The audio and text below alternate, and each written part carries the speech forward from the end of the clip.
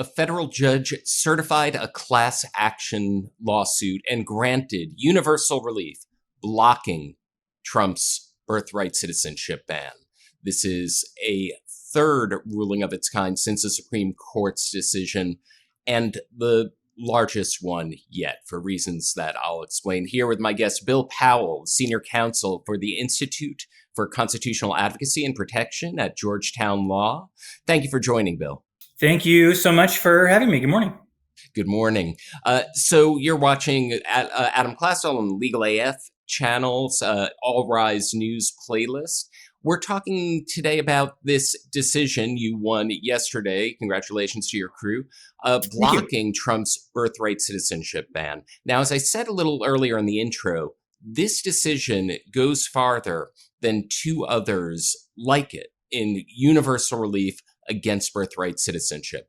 Explain it to us. Sure. So there have been a number of orders blocking the birthright citizenship ban. Of course, there was an earlier series of orders that granted universal relief that the Supreme Court then partially stayed. On remand from that now, as you said, there have been a number of decisions that have again blocked the citizenship order. There were orders on the West Coast and on the East Coast on behalf of two different groups of states where they reaffirmed universal injunctions for the states. And then in a case called Barbara, the court what's called provisionally certified a class and issued an initial injunction to that class on a kind of a provisional tentative basis. The sort of additional step that was taken now in our case is that the court has issued a final class certification or a sort of formal class certification. That means she has decided that our class action, which has a class definition that includes every child that would be covered by the executive order. So everyone that the executive order claims to deny citizenship is included in our nationwide class action. She has said that that class can go forward and is now certified. And then she issued, like the court in Barbara did, a preliminary injunction to the entire class, blocking the executive order from being applied to anyone anywhere in the country. And to take a step back here, Trump's birthright citizenship ban, he issued it by executive order on the first day of his second term. The 14th Amendment is absolutely clear that all persons born in the United States are U.S. citizens. And when Trump, your client, you represent CASA, the advocacy group in Maryland. That's the group that went all the way up to the Supreme Court where Trump did not challenge, correct me if I'm getting any of this wrong, did not challenge the actual premise of the lawsuit. He didn't claim, that is to say, that ending birthright citizenship by executive order was somehow legal or constitutional. He challenged nationwide injunctions. And so tell me about the significance of this, where the Supreme Court said, well, you can't have universal injunctions, but if you get class actions that apply universally, that could be lawful. What's the significance of this particular ruling in light of all that background? Sure. So everything you said is correct. We represent CASA in Maryland. We also represent the Asylum Seeker Advocacy Project, which is a large national organization that represents asylum seekers and then several individuals. And, we have to give a lot of credit to our clients in this case because they, especially the individuals, are really taking quite a risk by stepping out and challenging the Trump administration in this way, even though, they don't have permanent immigration status in this country, which is why they're subject to the executive order in the first place. So the Supreme Court's decision in ending universal injunctions under the Judiciary Act of 1789 said that there were several pathways potentially left open for challenging executive actions and for getting broad relief. One of those is called complete relief, where if the plaintiff for themselves needs an injunction that covers everyone because it's the only way for them to get a remedy. The example the court gave was like your neighbor is playing loud music. The only way to get a remedy for one neighbor is to have them turn off the music. And then, of course, that helps all the neighbors who don't like the loud music. The states have used that kind of argument here, that the only way for a state to have a remedy against the executive order is for it to be blocked nationwide because people move between states. People are born in one state and come into another state. And then the plaintiff states need to have relief for those people too. But we went a different route, and the Supreme Court explicitly left open, in its opinion, the ability to seek injunctions for large groups of people, including potentially nationwide and universal relief, under a class action theory, under Rule 23 of the Federal Rules of Civil Procedure, which allows basically people to be joined together into a litigation. And the Supreme Court, in sort of the originalist historical sort of framework that it uses to analyze things now, said that these had a historical analog in a thing called the Bill of Peace, where in England you could bring in all the parties who were affected by a particular action and try to get one court order that would sort of give peace to the whole community and settle the issue for everyone. And, traditionally class actions have been used not in this kind of space. They've been used more for like damages cases, consumer class actions, that kind of thing. But there actually is a long tradition of using them to challenge illegal executive actions. And now, after the Supreme Court's decision, we think they are a viable pathway forward to challenge executive actions like this one. And I guess now finally to answer your question, this ruling yesterday is a real confirmation of that theory, that we will be able, when the executive takes an unconstitutional action that applies to everyone in the same way like this one does, it's unconstitutional facially across the board, blatantly unconstitutional, we will be able to use the class action mechanism to get broad relief even after the Supreme Court's decision limiting universal injunctions. And this is the second federal judge that has found so. There's another federal judge in New Hampshire who issued a ruling from the bench and protecting all babies, all babies. Tell me a little bit about the representative. You talked about the bravery of some of the mothers who stepped forward. I understand that the plaintiffs are anonymous to protect themselves. Go a little bit into that. What are the stories of the people who stepped forward in this climate to challenge the administration on this? Yeah, so, I can speak a little bit broadly about what those people have faced and their stories, and then I could give, maybe one or two examples as well. Broadly speaking, these are people who, especially the asylum seekers who are among our plaintiffs, are people who have great fear about persecution in their home countries. We have a number of clients who have fled persecution in Venezuela and who are seeking asylum here in the United States. They overcame quite a lot to get out of Venezuela in the first place and to make it to the United States. And then they are seeking asylum in this country because of the persecution they might face were they to return. And I think in particular, they fear that if their children were denied birthright citizenship, that their children would be rendered stateless. They would have no country because Venezuela doesn't have a consulate here in the United States where you can go apply for a passport, given, that we don't have any diplomatic relationship with that country.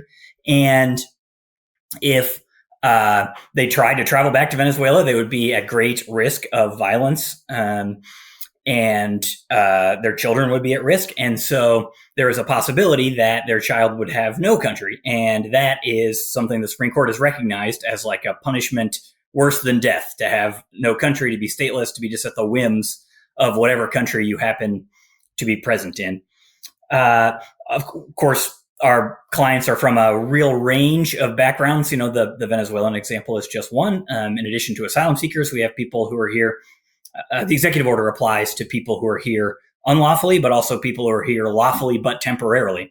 So we have people who are here on visas, work visas, student visas, who have been in the country legally for years, who have a legal right to remain in the country for years, and who intend to remain in the country. And they have children here who they too are worried. What is the status of my child? I've been promised all along in the process of getting my visa and coming to the United States that if I had a child here, they would be a citizen. And now to have that thrown into question is just really traumatizing for parents at a time of life that I think anyone could understand is a very stressful one when you are pregnant or are having a new child and you're trying to figure out all the things that new parents have to learn and understand about what it means to raise a child. And then to have on top of that layered, oh, I don't know where my child can be a citizen or what rights they will have in their lives, whether they will ever be able to be full members of the society where they were born. That is an incredible amount of stress